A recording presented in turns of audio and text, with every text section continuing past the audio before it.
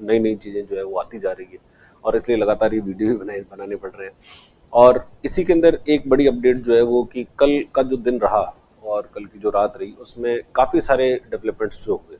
उससे पहले भारत ने पाकिस्तान के 9 क्षेत्रों के ऊपर, 9 आतंकवादी जो क्षेत्र थे उन क्षेत्रों के ऊपर हमला किया, मिसाइल अटैक्स किए गए, और उन अटैक्स के अंदर पाकिस्तान के बहुत सारे आतंकवादियों को भारत ने मार दिया।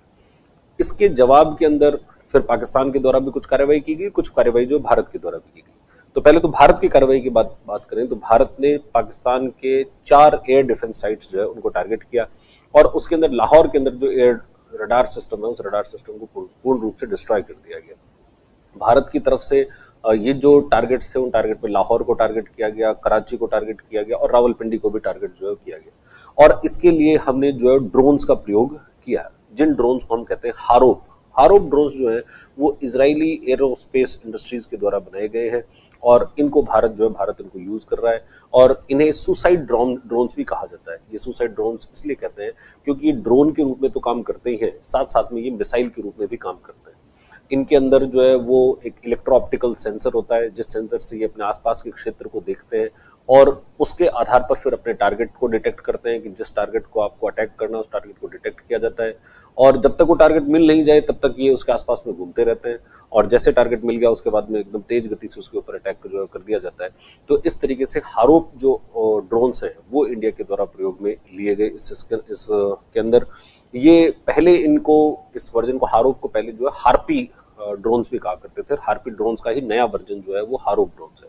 हार्पी वर्जन जो है वो, हार्पी जो ड्रोन्स थे वो 1980 के दशक के अंदर बने थे, और उसका जो नया वर्जन है उसको अपन हारोप ड्रोन्स जो है वो कहते हैं। और ये इनको सुसाइड ड्रोन्स या कामिकाज ड्रोन्स जो है वो भी कहते हैं, क्योंकि ये ड्रोन्स जो है वो अपने जो भी इनका टारगेट होता है उस टारगेट को डिटेक्ट करके और उसको खत्म करते हैं।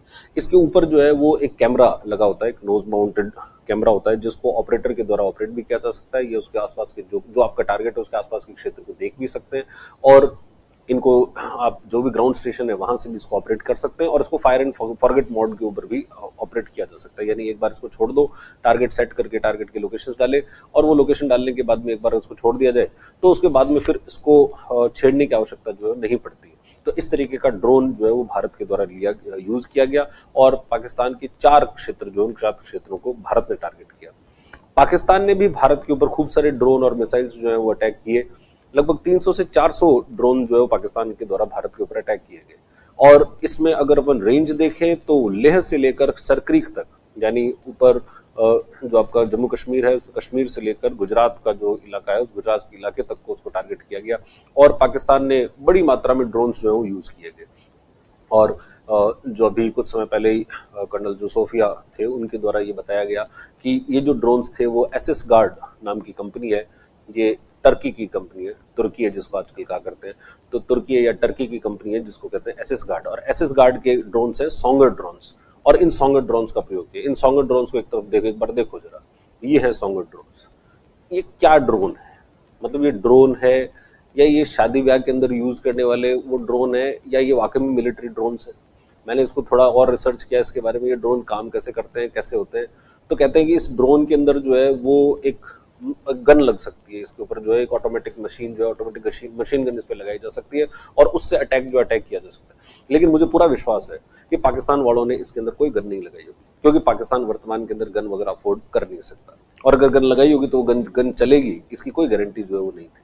और ये जितने ड्रोन आए, मतलब 300 से 400 ड्रोन आपने जो है वो अटैक किए, और सारे के सारे ही मारे गए।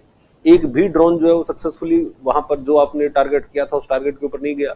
तो ये तो फेलियर जो है वो पाकिस्तानी ड्रोन्स की है। और दूसरी बात ये, फिर उसको और थोड़ा देखो तो ये जो ड्रोन्स हैं ये सबसे लो कॉस्ट ड्रोन्स हैं, बहुत सस्ते वाले ड्रोन हैं। तो पाकिस्तान के आर्थिक हालात के हिसाब से ऐसे सस्ते ड्रोन ही वो लोग जो अफोर्ड कर सकते हैं, इससे ज्यादा वाले ड्रोन वो अफोर्ड कर नहीं सकते। और इनको मारने के लिए, और इनसे वो करना क्या चाहते थे, बेसिकली करना क्या चाहते थे, तो जैसा कि बताया गया कि इसके माध्यम से वो इंडिया के एयर डिफेंस सिस्टम को टेस्ट करना चाहते थे। तो इससे तो एयर डिफेंस सिस्टम को क्या टेस्ट करोगे, ये वाले ड्रोन जो है वो तो गुलेल से मार देगा और उसे भी उतार सकता है। तो ये ड्रोन जो है वो ड्रोन पाकिस्तान की वैसे हालात दिखाते हैं कि भाई ये इनको कुछ ना कुछ करना था। मतलब जैसे भारत ने जब अटैक किया तो पाकिस्तानी आर्मी के ऊपर और राजनीतिक जो लोग हैं उनके ऊपर भी एक दबाव था कि वो ये कुछ दिखाएं कि देखो हम भी कुछ कर रहे हैं, और हम भी कुछ कर रहे हैं। और इसके लिए फिर उन्होंने ये जो ड्रोन अटैक्स टाइप के कुछ जो है वो किए गए। इसका एक ये भी है कि ये कुछ इंडिया से कुछ इंटेलिजेंस वगैरह जो है लेना चाहते हैं कि कहाँ कहाँ पर इनके जो डिफेंस सिस्टम है। तो भारत का डिफेंस सिस्टम अभी जो है वो इनको पता लग गया कि पूरे के पूरे बॉर्डर के ऊपर जो डिफेंस सिस्टम है, किसी भी जगह पर आप अगर अटैक करोगे तो वो सारे अटैक जो है वो फेल होने वाले हैं। तो ये भी पाकिस्तान को एक बड़ा लेसन इसके कारण मिला है कि इंडिया का defence system, air defence system जो है वो बहुत मजबूत है। जहां पर पाकिस्तान का एयर डिफेंस सिस्टम तो शायद ऐसा लग रहा है कि डिफेंस सिस्टम है भी नहीं, उसके अंदर जो है वो रावलपिंडी तक, मतलब जो कल इंडिया की तरफ से जो ये हारोप जो ड्रोन्स गए हैं वो रावलपिंडी तक अटैक कर दिया। रावलपिंडी जो है वो कितना अंदर है पाकिस्तान के, और उसके ऊपर भी अगर अटैक करने के लिए एक ड्रोन जा रहा है तो फिर बाकी वाली चीजों को तो आप डिटेक्ट करने की क्षमताओं के अंदर जो है वो हो भी नहीं। तो इसलिए पाकिस्तान के अगर हालात देखे जाए तो ये हालात जो है बहुत बुरे हालात इसके अंदर हैं। उन्होंने अपनी तरफ से जो भी दिखाना था वैसा जो है वो कुछ करने की कोशिश की है। चलो, अब भारत ने भी पाकिस्तान के ऊपर कुछ कर दिया, पाकिस्तान ने भी कुछ थोड़ा बहुत जैसा दिखाना चाहते थे वैसा कुछ किया।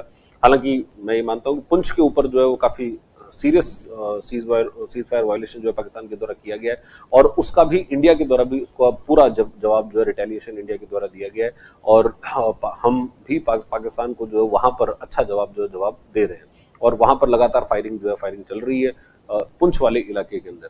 लेकिन उसके अलावा बाकी वाले इलाकों में देखा जाए तो इंडिया वैसे प्रिपरेशन वाले मोड में भी है, और एयर डिफेंस भी प्रिपरेशन के मोड में, और सिविल डिफेंस जो है वो भी प्रिपरेशन के मोड के अंदर जो है वो है।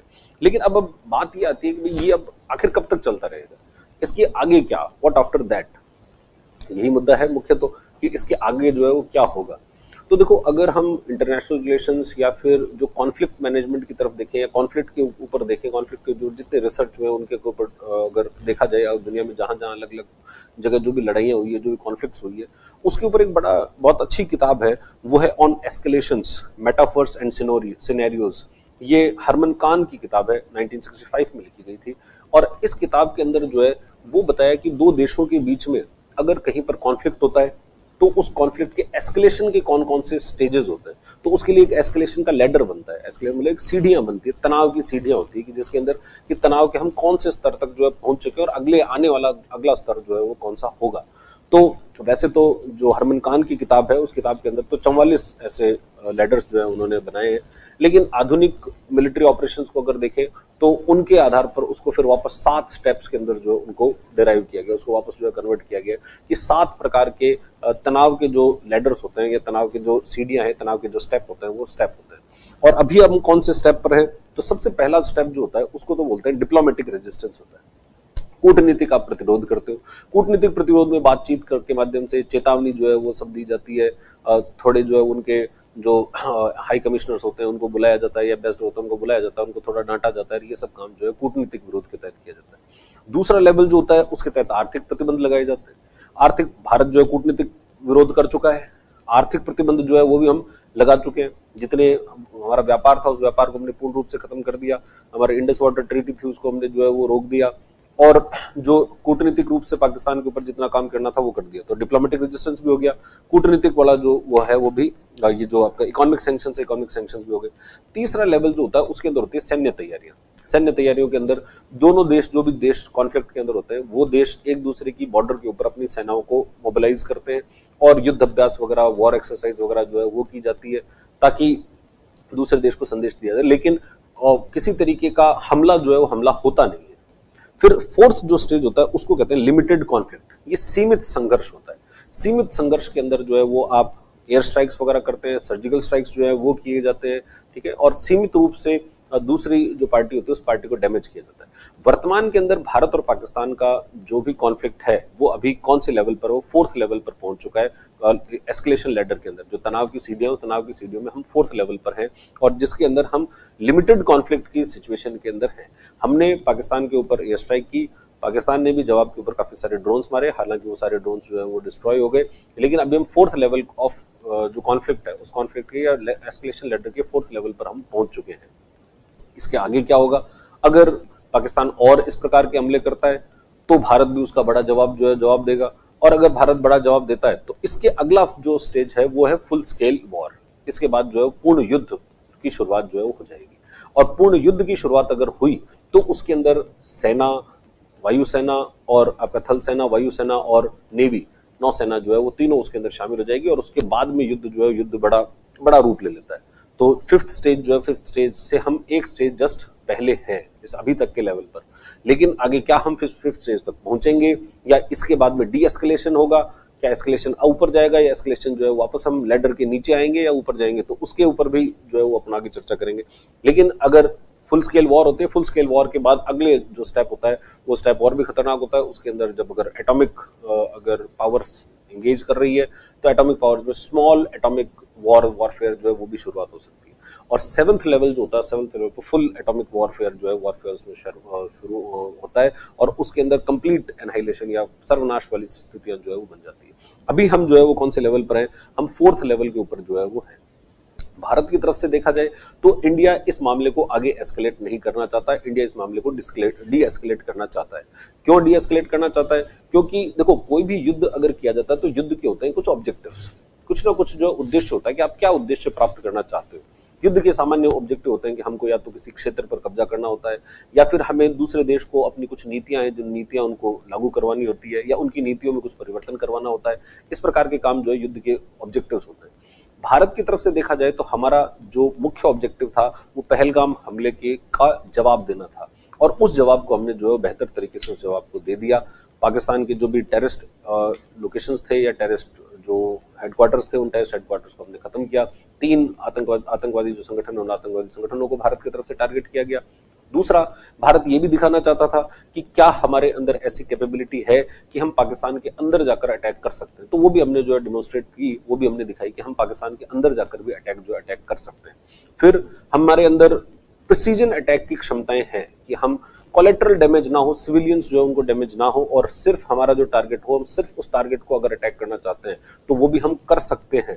ये भी क्षमताएं हमने जो है पाकिस्तान को दिखाई, ठीक है। और पाकिस्तान को हमने एक सबक सिखाने की कोशिश की, तो ये भी सबक जो है, सबक पाकिस्तान सीखा कि नहीं सीखा वो तो एक अलग बात है, लेकिन हमारी तरफ से जो है उनको एक पूरा संदेश जो है संदेश चला गया। पाकिस्तान हिला हुआ है इस मामले में अभी तो भारत की तरफ से अगर देखा जाए तो इंडिया के जो भी ऑब्जेक्टिव्स थे, जो भी उद्देश्य थे, वो सारे उद्देश्य जो है इसमें पूरे हो गए। अब उद्देश्य अगर पूरे हो गए हैं तो फिर आगे हम क्या इसके अंदर आगे एस्केलेट करेंगे या नहीं करेंगे, तो मुझे ऐसा लगता है कि अब भारत जो है इसको और एस्केलेट करने के मूड में नहीं होगा। एस्केलेट तभी किया जाएगा जब पाकिस्तान की तरफ से और ज्यादा रेस्पॉन्स हो। अब जैसे पाकिस्तान ने हमारे ऊपर जो है ड्रोन अटैक्स किए और हमने सारे ड्रोन अटैक्स फेल कर दिए, तो पाकिस्तान का अटैक जो है वो अपने ऊपर तो किसी तरीके से लगा नहीं। लेकिन अगर पाकिस्तान कंटिन्यूअसली इसी तरीके का अटैक करता रहता है तो निश्चित रूप से पाकिस्तान को फिर भारत जो है जवाब देगा, और जवाब देगा तो फिर ये एस्केलेशन जो है और आगे बढ़ सकता है। लेकिन पाकिस्तान के आर्थिक हालात को देखा जाए तो पाकिस्तान भी इस मूड में होगा नहीं कि वो इस बात को और ज्यादा एस्केलेट करे, कि उनको एक अपने लोगों को एक संदेश देना था कि देखो हमने भी कुछ किया है। तो वो संदेश मुझे लगता है कि वो अपने तरीके से कि वो अपने झूठ बोल के और उसको जो पूरा कर रहे हैं कि हमने 5 राफेल गिरा दिए, हमने ये गिरा दिए, वैसा कर करा के, और वो अपने जो लोकल लोग हैं उनको सेटिस्फाई कर देंगे। उसके आगे एस्केलेट करने की क्षमताएं पाकिस्तान के अंदर नहीं है। पाकिस्तान युद्ध को अफोर्ड ही नहीं कर सकता, और युद्ध अफोर्ड नहीं कर सकता इसलिए वो एस्केलेशन करेगा नहीं। और भारत जो है वो, भारत के पास में काम करने के लिए और बहुत सारे काम है, पॉजिटिव काम बहुत सारे, तो भारत उस तरफ ध्यान दे रहा है। तो इस वजह से हम भी एस्केलेट करना जो है उसको नहीं चाहते। हमारे जो ऑब्जेक्टिव्स थे वो ऑब्जेक्टिव पूरे कर दिए। फिर एक जो नेक्स्ट स्टेज क्या होगा, पाकिस्तान के तरफ से जो है वो भी हो गया और भारत की तरफ से भी अपना काम हो गया, तो उसके बाद में अब आगे वाले जो फेजेस है उसमें डी एस्केलेशन के चांसेस ज्यादा है, कि एस्केलेशन के चांसेस जो है वो कम है। फिर और देखा जाए तो एक जहां पर हमको वाकई में पाकिस्तान को एक जवाब बहुत बड़े स्तर पर देने की आवश्यकता है, वो है ये जो पुंछ और जो ये वाला जो राजौरी पुंछ वाला इलाका जो है, उस इलाके के अंदर, उरी के अंदर, जहां वो लगातार गोलीबारियां कर रहे हैं और उसमें कई मासूमों की जान जो है वो गई है, तो उसके लिए तो पाकिस्तान को जवाब देना पड़ेगा। और उसके ऊपर तो वहां पर एक लिमिटेड वॉरफेयर जो है वो वहां पर हो सकती है। ऐसी जो वॉरफेयर होती है जो एक क्षेत्र विशेष तक सीमित होती है, जहां पर पूरे बॉर्डर पर वॉर नहीं होकर एक क्षेत्र विशेष तक वॉर हो, इसको हम बोलते हैं टेरिटोरियल वॉर। तो जो ये टेरिटोरियल वॉर है या जो क्षेत्रीय जो युद्ध होता है, वो क्षेत्रीय युद्ध के रूप में इसको लड़ा जा सकता है, जो कि एक सीमित बॉर्डर के एक सीमित इलाके तक ही सीमित रहेगा। और वो सीमित इलाका जो है वो ये जो पुरी और उरी और पुंछ वाला जो इलाका है, उस इलाके के अंदर उसको सीमित रहने की वहां पर संभावना जो है वो ज्यादा है। उसके आगे ना तो वो एस्केलेट करेंगे और ना उसके आगे जो है वो हम एस्केलेट करेंगे। और अगर फिर पाकिस्तान अगर नहीं माना, मान लो कि अगर अब एक सिनेरियो ये भी हो सकता है कि पाकिस्तान जो है वो और बड़े अटैक करता रहे, तो वैसा उसके बाद में तो फिर उसके बाद हमारे जो फिर ग्रेटर ऑब्जेक्टिव्स जो हैं, बड़े वाले जो उद्देश्य हैं, वो फिर बड़े उद्देश्य तो पाकिस्तान के 4 टुकड़े करने, पीओके को कब्जे में लेना, वो सब ऑब्जेक्टिव्स जो है वो पूरे होंगे अगर पाकिस्तान अभी इस प्रकार की गतिविधियां करता है तो। लेकिन मुझे पाकिस्तान के हालात को लेकर, पाकिस्तान के सैन्य नेतृत्व को लेकर, पाकिस्तान की जिस प्रकार से पूरे दुनिया के अंदर पाकिस्तान अलग थलग पड़ा हुआ है, उन सब चीजों को लेकर ऐसा लगता नहीं है कि पाकिस्तान आगे इसको एस्केलेट करेगा। कल पाकिस्तान को जो है आईएमएफ की एग्जीक्यूटिव बोर्ड की बैठक है, जिसके अंदर पाकिस्तान के लोन के ऊपर चर्चा होगी कि पाकिस्तान जो है उसको आगे सैंक्शन, आगे जो लोन है वो मिलेगा या नहीं मिलेगा। भारत पूरी कोशिश कर रहा है कि पाकिस्तान का जो लोन है वो सैंक्शन ना हो, और अगर पाकिस्तान का लोन सैंक्शन नहीं हुआ तब तो निश्चित रूप से पाकिस्तान जो है इसके बाद आगे नहीं बढ़ेगा। और लोन सैंक्शन भी हो गया तो उनका तो लोन आते ही वो तो उधारी इतनी ज्यादा चढ़ी हुई है कि उसको चुकाने में ही पूरा चला जाएगा। तो इस वजह से भी पाकिस्तान आगे बढ़ने की स्थिति के अंदर वर्तमान के अंदर नहीं है। ठीक है, तो वर्तमान पाकिस्तान तो है नहीं, और हमारा जो ऑब्जेक्टिव्स थे, जो भी टेररिज्म वाले जो ऑब्जेक्टिव्स थे, वो हमने इसके अंदर पूरे कर लिए। तो इसलिए अब आगे वाले के अंदर अभी के लिए और ज्यादा एस्केलेशन जो है वो नहीं होगा। लेकिन हमें अब लॉन्ग टर्म के अंदर जो है पाकिस्तान का एक इलाज करना चाहिए, और लॉन्ग टर्म के अंदर पाकिस्तान का इलाज जो है वो यही है कि पाकिस्तान के अंदर आप बलूचिस्तान एक नया देश बने, सिंध एक नया देश बने, खैबर पख्तूनख्वा जो है वो अफगानिस्तान के अंदर मिले, और इस प्रकार का कार्य जो है कार्य करने के लिए आगे प्रयास जारी रहने चाहिए।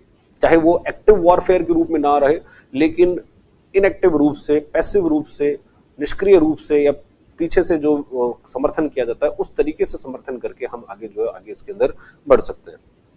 तो ये पाकिस्तान और हमारे ऑब्जेक्टिव्स थे, और ये इस युद्ध की अब तक की जो जितनी डेवलपमेंट्स हुए उनके, और भविष्य के अंदर क्या होने की संभावनाएं हैं उनके बारे में एक चर्चा हमने जो है वो की। आगे भविष्य में क्या होगा इसके बारे में हालांकि प्रेडिक्ट करना तो देखो पॉसिबल नहीं होता, लेकिन वर्तमान की स्थितियों को देखकर हम कुछ चीजें जो है वो जान सकते हैं कि आगे किस प्रकार की गतिविधियां जो है होने के चांसेस हैं। तो इसलिए भारत में भी बहुत ज्यादा पैनिक करने की, लोगों को बहुत ज्यादा डरने की आवश्यकता जो है वो नहीं है कि युद्ध जो है क्या फुल स्केल वॉर हो जाएगा। फुल स्केल वॉर जो है वो पाकिस्तान अफोर्ड नहीं कर सकता, भारत तो अफोर्ड कर सकता है। पाकिस्तान इसको जो है अफोर्ड नहीं कर सकता, और भारत चाहता नहीं है कि वॉर जो है फुल स्केल वॉर हो। तो इसलिए ये आगे बढ़ने के चांसेस जो है वो इसके अंदर कम है। समय के साथ में इसके अंदर डी एस्केलेशन जो है वो होगा। किसी को भी पैनिक होने की जरूरत नहीं है, अफवाहों पर ध्यान देने की जो है कोई जरूरत नहीं है। बहुत सारी अफवाहें जो है मार्केट में चल रही है कि एटीएम के अंदर पैसे खत्म होने वाले हैं, और ये जो हमारे पास में ऑयल नहीं बचेगा, ये नहीं बचा, सब है।